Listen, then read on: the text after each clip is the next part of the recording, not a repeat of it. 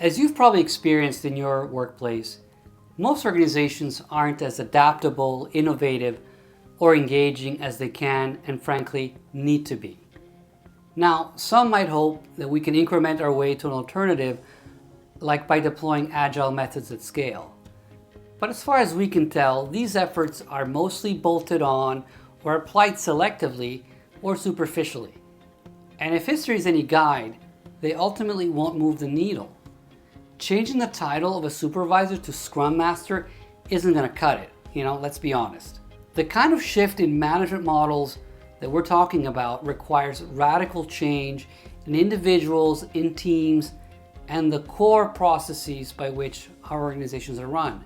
And in face of this challenge, traditional approaches to change are inadequate.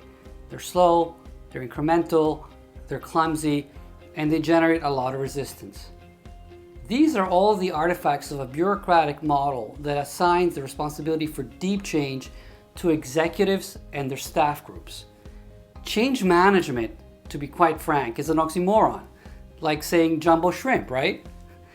There's no way radical systemic change can be designed and deployed top-down. Not if it's going to be proactive, not if it's going to be fine-grained, and certainly not if it's going to be embraced. So how do we change the way we change?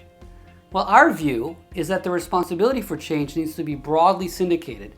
Everyone must see themselves as a potential change leader. The task for rewriting the management code base, if you will, needs to be disaggregated. And small teams should be empowered to work on individual components, like, say, the budgeting process, much like Amazon or Google organize their software development into microservices. We think that this kind of distributed cellular approach to building humanocracy is similarly sensible. One can easily imagine a large organization supporting dozens of parallel management experiments, like those we detail in the book. That's the way to bring down bureaucracy, not with a giant reorg, but with a swarm of hacks. Because when you're trying to break new ground, when you're trying to change something that is complex and systemic, like bureaucracy, you need a process that is open to everyone, informed by new principles, bold but at the same time experimental, peer-regulated, and hard to reverse or unplug.